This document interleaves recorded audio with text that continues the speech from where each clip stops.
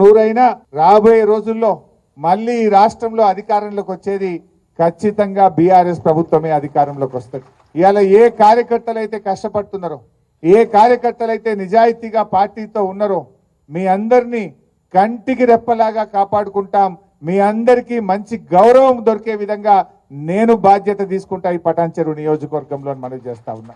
మీరు ధైర్యంగా ఉండండి. రేపు స్థానిక సంస్థల ఎన్నికలు వచ్చినా, రేపు కౌన్సిలర్లు కానీ, సర్పంచులు కానీ, ఎంపీటీసీలు కానీ, కార్పొరేటర్లు కానీ ఏ ఎన్నిక వచ్చినా మా కార్యకర్తలకు అండగా ఉండి గెలిపించుకునే బాధ్యత నాది అని చెప్పి కూడా నేను కార్యకర్తలకు మనవి చేస్తా ఉన్నా. So be strong. ఖచ్చితంగా మీరు పార్టీతో ఉండండి. ఇవాళ మన చరిత్ర కూడా చూస్తే కాంగ్రెస్ పార్టీ ఎక్కడ కూడా 5 ఏళ్ల తర్వాత తిరిగి అధికారంలోకి రాలే. అది రాజస్థాన్ అయినా, ఛత్తీస్గఢ్ అయినా, మధ్యప్రదేశ్ అయినా, ఏ రాష్ట్రంలోనైనా వన్ టైమే మలతాపకు పోతుంది. అది రెండోసారి అధికారంలోకి రాలే ఈ దేశంలో.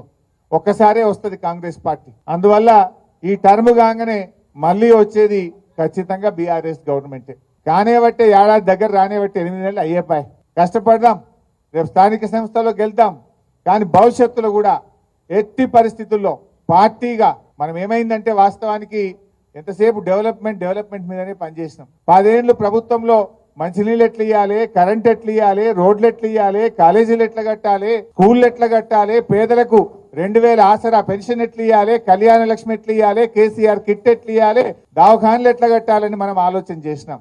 కానీ కొన్ని చిన్న పొరపాట్లు జరిగినాయి. ఇంకా కొద్దిగా కార్యకర్తల గురించి ఆలోచించేది ఉండే, కార్యకర్తల సంక్షేమం గురించి పార్టీ దృష్టి పెట్టేది ఉండే. తప్పకుండా రాబోయే రోజుల్లో కార్యకర్తల సంక్షేమం మీద, నాయకత్వం మీద ప్రత్యేకమైన దృష్టి పెడతాం. ఈ కష్టమైన క్లిష్టమైన సమయంలో పార్టీకి అండగా నిలబడ్డ కార్యకర్తల్ని తప్పకుండా మిమ్మల్ని పువ్వుల్లో పెట్టి కాపాడుకుంటాం. రేపు ఏ అవకాశాలు వచ్చినా మీకే అందిస్తాం. మీ ద్వారానే రేపు పార్టీ ప్రభుత్వం కూడా రాబోయే రోజుల్లో నడుస్తుంది.